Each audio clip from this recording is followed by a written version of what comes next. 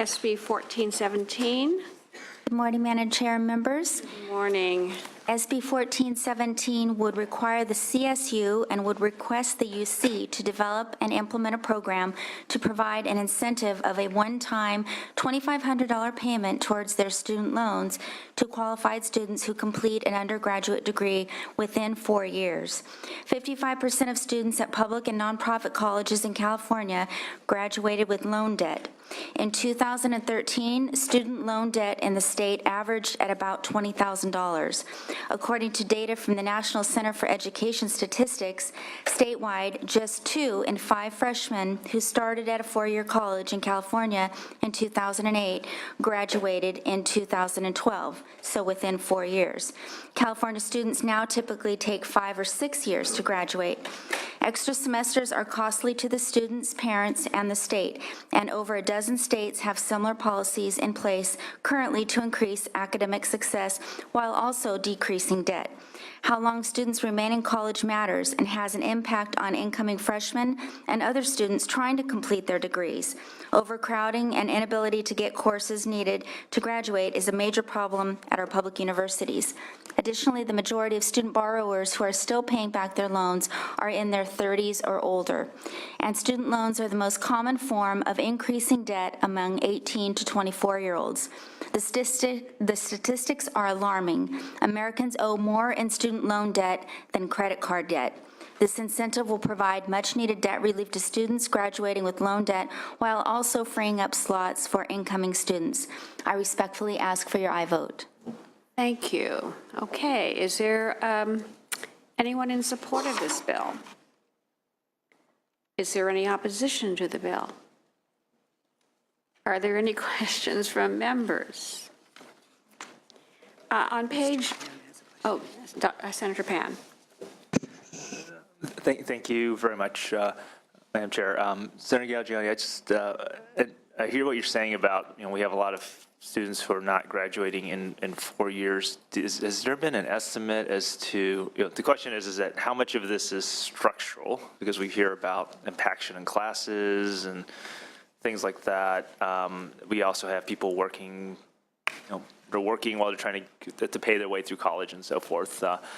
And how much of this is because, so you can provide an incentive for someone, and that will, and so the question is how many people can truly take advantage of that incentive versus the reason they can't graduate in 4 years is because of, frankly, structural issues that I know we've been trying to deal with here as well. So has anyone done an estimate as far as how many people we anticipate will are going to take advantage of this? So aside from the people who are ready to graduate in 4 years, because I assume they're going to also benefit, right? The ones who have done so anyway, is there an estimate of what the incremental increase in terms of the number of students we're going to get graduate in 4 years that wouldn't have because of this? Has someone done any sort of assessment of that? We don't have that yet, but I will point out to you that when I was my first term in the Assembly, we knew that there was a shortage of slots at our community colleges, our CSUs, our UCs. We finally opened the doors for the last 10th UC campus in Merced in 2005, and that campus has grown slowly, but they still have less than 6,000 students when the population has grown enormously since that time. So this points to the fact that we know that the need for slots is there, and the need continues to grow. I don't have the actual figures for you, though. I was just wondering if someone's done an estimate of some sort. Okay. Not that I know of. Okay, Senator Block.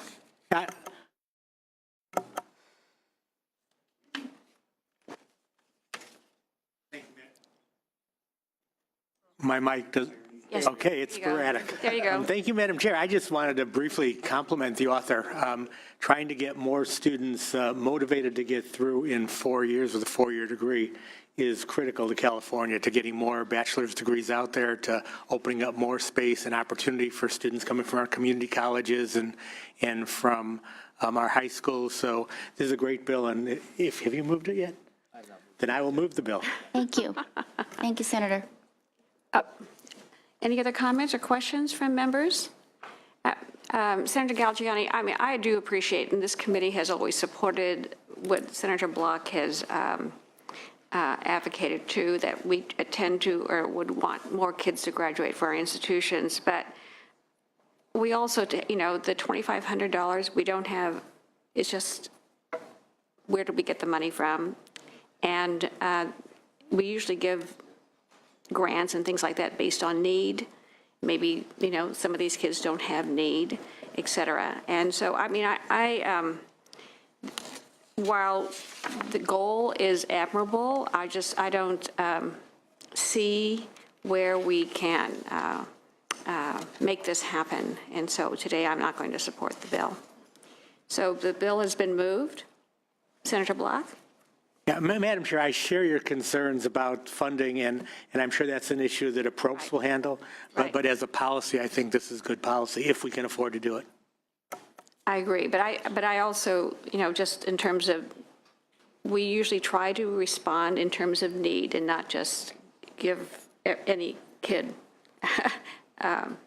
resources without demonstrating a need.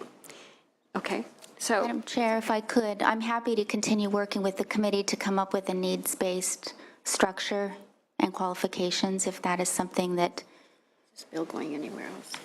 Going to APROPS. Just going to APROPS. Okay, well, you know, it's going to APROPS, and so if you can continue to work on it, and we'll see what happens when it comes back out of APROPS, okay? Okay, thank you. All right. So the bill has been moved. Do pass. Item number 7, SB 1417, due pass to appropriations. Lou? Not voting. Block? Block I. Hancock? Huff? Leyva? Mendoza? Monning? Pan? Aye. Pan, aye. Vidak? No. Vidak, no. 2-1. Okay, 2-1, we'll leave the roll open. We have considerable members that are absent. Thank you. Thank you. All right. Bills left are members' bills. And I would entertain a motion for the consent. It's item 2, SB 893, Win. The bill has been moved. Consent has been moved. Please call the roll. Lou? Aye. Lou, aye. Block? Block, aye. Hancock? Huff? Aye. Huff, aye. Leyva? Mendoza? Monning? Pan? Aye. Pan, aye. Vidak? Aye. Vidak, aye. That's 5. 5 votes. We'll keep the roll open for our absent members. Okay, Senator Block, you have 3 bills, item 5, 6, and 10. Are you ready?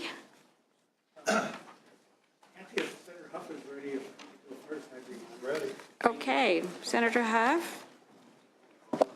We have item 9, SB 1432. We've seen this bill.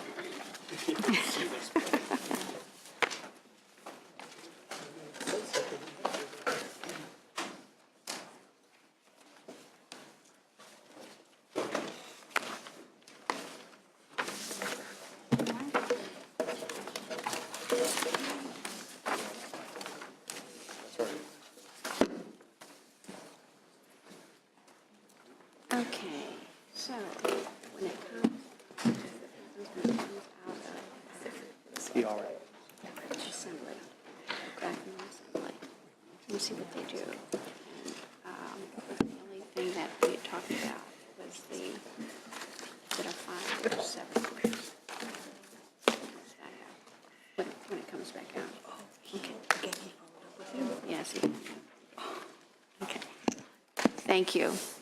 Madam Chair and members, Madam Chair, some of us remember this bill from a few times, some maybe not.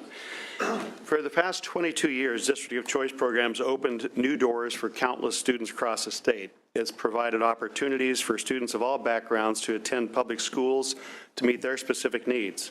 The California School District of Choice program fosters public school choice by allowing parents to transfer their children to participating school districts without a transfer agreement. This program is set to sunset in July of 2017. SB 1432 will instead make the program permanent and clarify requirements for districts and students. Whether it's for academic opportunities, safety concerns, or even proximity to a school, District of Choice empowers parents to make the best decision for the children, not necessarily school administrators. By allowing parents to choose, the District of Choice program promotes first-rate performance and innovation in our schools.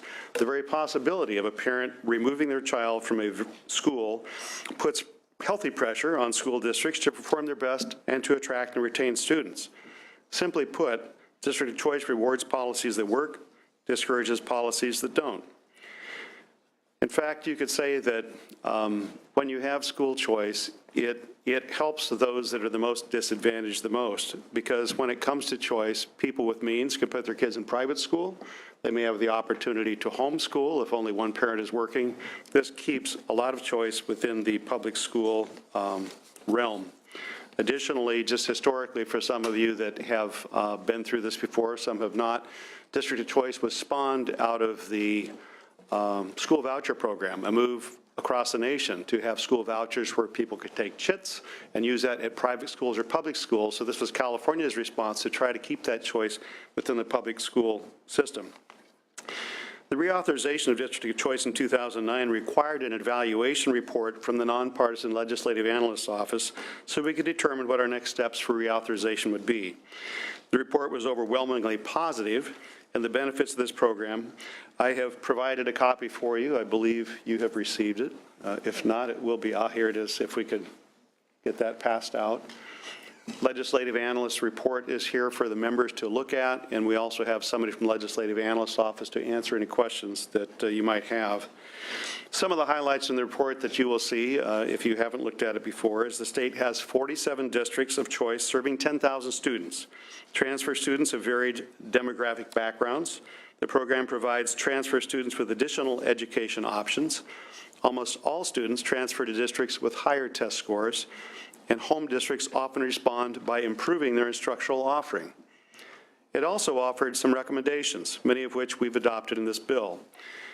It recommended reauthorizing the program for at least 5 years, repeal the cumulative cap of 10%, assign the Department of Education specific administrative responsibilities, implement a new oversight mechanism, and improve local communication.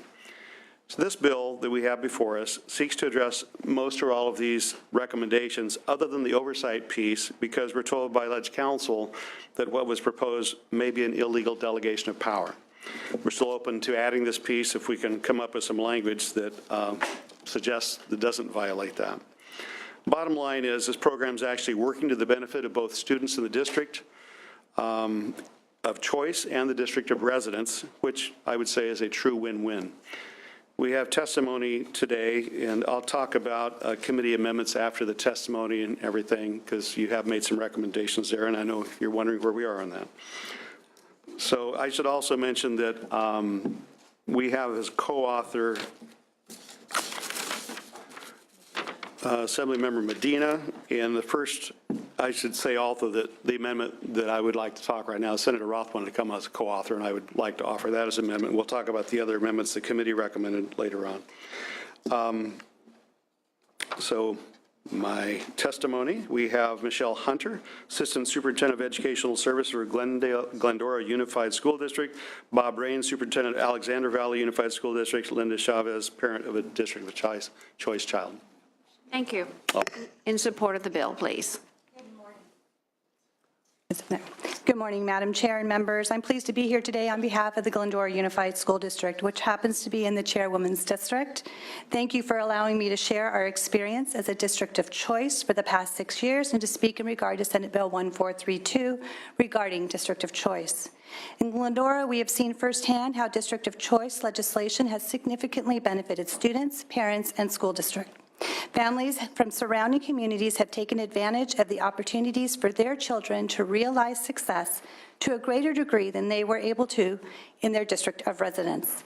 Approximately 17% of students enrolled in our schools are participating in the program. They have come from 33 different school districts to attend our schools.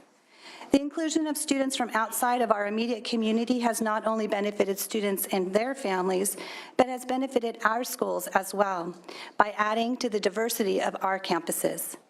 Over 51% of our DOC students are Hispanic, as compared to the 38% of resident students. 2.6% are African American as compared to 1.7% of resident students, and 3.96% Pacific Islanders as compared to 2.5% resident students. Only 34.7% of DOC students are Caucasian as compared to 50% of our resident students. Also, 26% of our DOC students qualify for the federal free and reduced lunch program, while 24% of resident students qualify. English learners are also equitably represented in the DOC numbers in ELL, IFEP, and RFEP when compared to the resident students. Finally, approximately 11.4% of our DOC students come in as special education students with an IEP. Of resident students, approximately 14% qualify for special education students. Our focus on comprehensive student achievement for all students we serve is evident, regardless of the student's zip code or ability level. Our data show that DOC students achieve comparably favorably with that of our own resident students. In summary, the Glendora Board of Education made the decision to become a district of choice for a variety of reasons. We already had a large number of non-resident students attending our schools on interdistrict transfers. We knew we were in declining enrollment and had more families who wanted to send their children to our schools. And our district would become even stronger with the increased diversity. Families and students taking advantage of the opportunities presented by the District of Choice legislation are benefiting by choosing a school where they can be successful, where they add to the diversity of the campus, where the population of English learners, students in poverty, and special needs students closely mirror the resident student. For these reasons, we strongly support Senate Bill 1432. Thank you. Thank you. Others in support? I'm Bob Rains. I'm Bob Rains. I'm the superintendent in Alexander Valley Union School District in Sonoma County. I thank the committee for the opportunity to come and speak in support of this bill.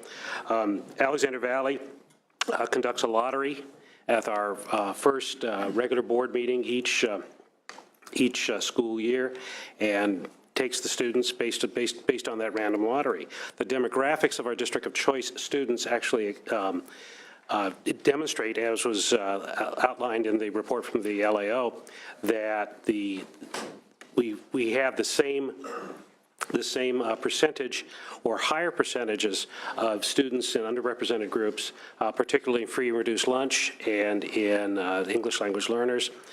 Over 50% of the District of Choice students who come to Alexander Valley either have IEPs, 504 plans, or are served in our academic intervention programs. In conversations with my colleagues in neighboring districts that have students transfer from their districts to us, both Cloverdale Unified School District and Healdsburg Unified School District, both superintendents, Jeremy Decker in Cloverdale and Chris Vanden Heuvel in Healdsburg, share with me that they have the changes that they have made in their programs to address the needs that parents express when they say that they're leaving. And I asked both gentlemen if I could mention that to you, and they said, by all means.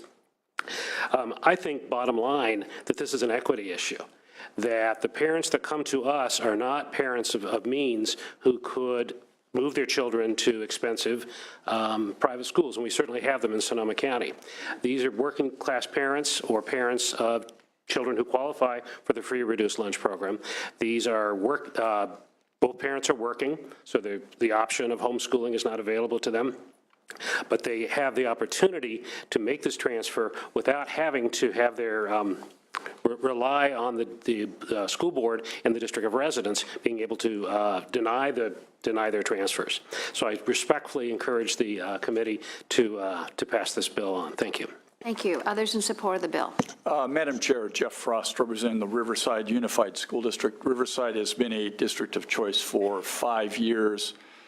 It has worked very well, not only for Riverside, but the smaller surrounding districts. Riverside, given its size, has some unique programs, STEM programs and others that students have been able to take advantage of. And we think this program, particularly with the amendments that have been suggested, will work very well in the future. Thank you. Thank you. Others in support of the bill? All standing at the microphone. Thank you. Yes, thank you. Good morning, Madam Chair. I'm Bob Taylor, Superintendent of the Walnut Valley Unified School District, and we strongly support this bill.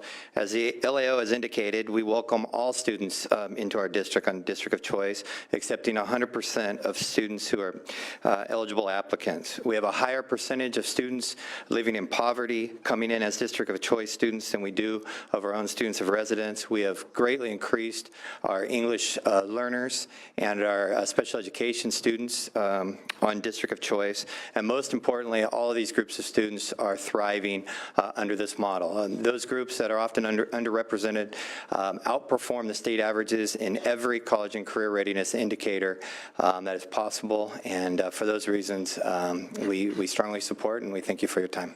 Thank you very much. Madam Chair, my name is Barry Kerner. I'm with McKittrick Elementary School District in Kern County, and we support this bill. Thank you.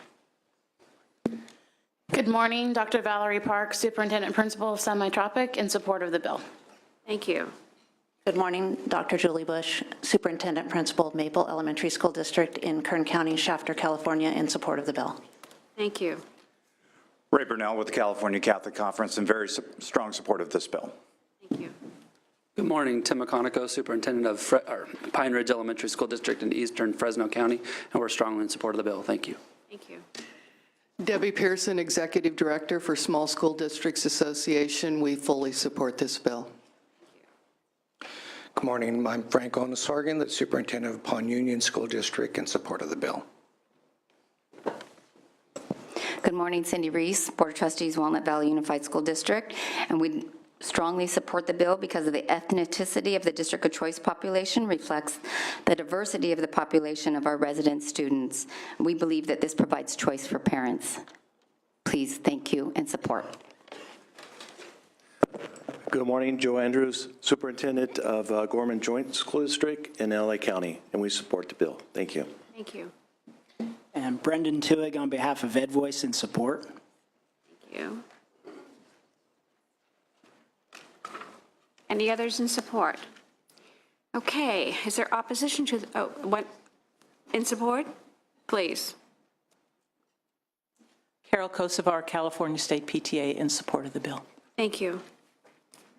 Okay, in opposition to the bill?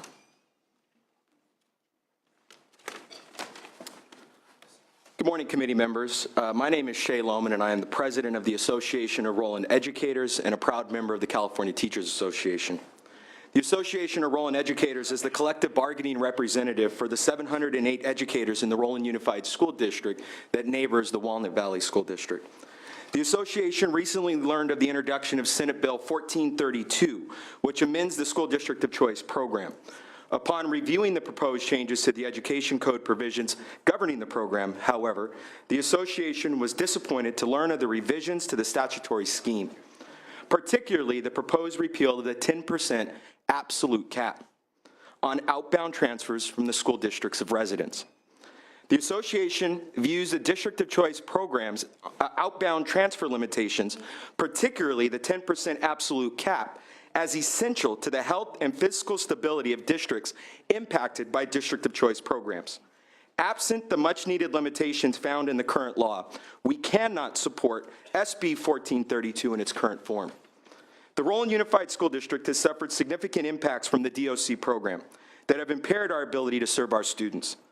Although the proposed revisions require DOCs to select applications for transfers through a random and unbiased process, the provisions do not ensure that students with greater needs, such as students with disabilities and English learner students, will be accepted at the same rate as students with high academic abilities or pupils in the general population.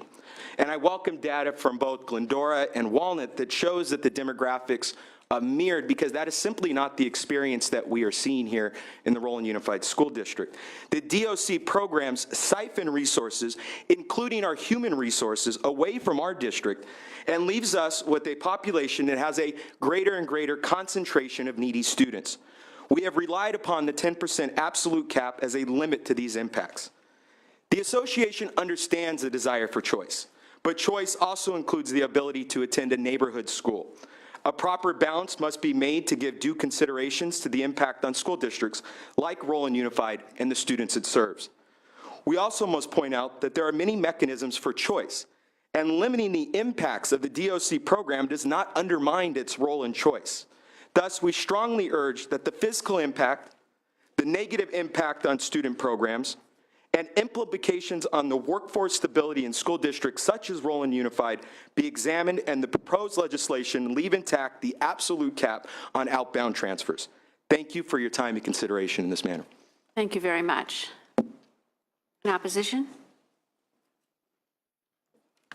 Good morning, Madam Chair. My name is Cesar Casarez, and I am the Director of People Resources for the Pomona Unified School District. We serve approximately 25,000 students. Our boundaries serve both the cities of Diamond Bar and Pomona.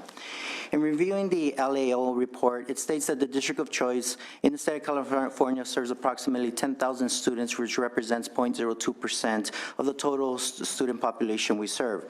However, it's important to note that out of the 10,000 students mentioned in the report, our neighboring district of choice represents 33% of this population. Taking into account transfers such as interdistrict transfers, Allenville, which also feed into our neighboring district. Therefore, the total number of students attending our neighboring district that reside outside the boundaries may be significantly higher than what is currently being reported. As a result, it is important to consider the following. It is crucial that this bill keeps the cumulative 10% cap on students transferring out of the home district into the district of choice. This will limit districts on number of students they can accept and minimize the larger financial impact it could potentially create on districts like Pomona Unified School District if the 10% cap is removed. The current proposal of making March 1st the deadline to notify districts of residents if an applicant is accepted limits districts the ability to make sound fiscal decisions for the following year in regards to staffing, because it only provides districts within a 10-day window to make these decisions before having to notify staff of their employment status, which is March 15th per Ed Code. Therefore, we're proposing that this deadline be moved to an earlier date in order to give districts a more feasible timeframe to make these decisions. Finally, Pomona Unified School District supports the idea of creating new systems of oversight at the county level that will ensure proper implementation of this bill and hold all parties accountable to the law. It is also important for us as Pomona Unified School District that we are in support of parents having a choice. We want to make sure that the choice is easily accessible for all families to know that choice is even available to them. Thank you very much. Thank you very much. Please. Good morning, Madam Chair. Thank you for having us here. My name is Dr. Linda Kaminsky. I'm the Superintendent of the Azusa Unified School District, speaking in opposition to the bill. In 2009, the Court of Appeals upheld the 10% cap as an important element to justify and to balance the interests of districts of choice and districts of residence. This bill essentially undoes and tries to reverse the Court of Appeals ruling. The impact that this bill has had on us has been extremely negative, and I shared that information with the LAO who interviewed me for a short period of time for his report. That information was not included in the report, and I'm very disappointed about that. The impact has been this. We have lost 1,065 students. That translates to about 40 teachers. So if we have 40 teachers who are not employed, we have approximately 30 to 40 instructional aides who are not employed.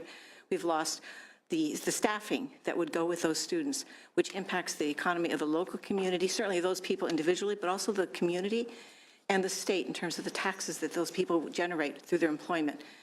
So there's a long, long impact on that. It has been a total of about $23 million, actually over $23 million in just 5 years.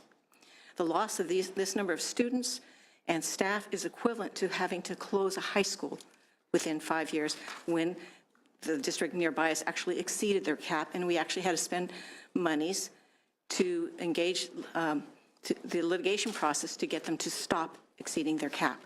So there's costs just for the loss of money, but costs to enforce provisions of the existing law, much less the change in law. With the proposed amendments, we still have great concerns, because even with these amendments, we run the risk of having to close approximately one elementary school every year, every 1 to 2 years.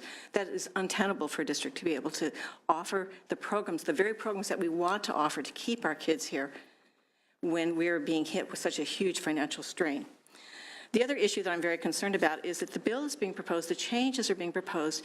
We're in an era of accountability and evidence.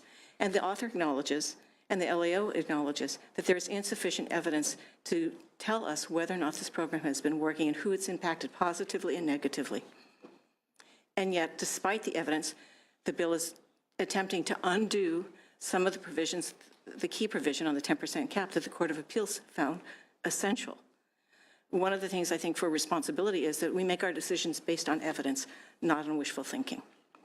The other point that I'd like to make is some of the districts have talked about, the districts of choice have talked about their changes or the similarity in the students they've recruited to their students and maybe how it's increased a little bit of the diversity in their districts. What they did not address was a disproportionate selection of students. In our case, for example, we have 90% of our students are Latino. Of the students who have been selected, who have gone to the other neighboring district, only 50% are Latino. So what's happening, and I also share this with the spokesperson from the LAO's office who told me he was uninterested in this information. What was happening is that we are creating districts that are even more segregated. The districts of residence are becoming more segregated for poverty, for ethnic minorities, and even sometimes for the special ed and English learners. Anecdotally, we have students return to us periodically who are told, why don't you go back to your home district? We don't really have a program for you. The program needs a lot more study, investigation, and assurance that it will be properly run, even under the old rules, before we change the rules. Thank you.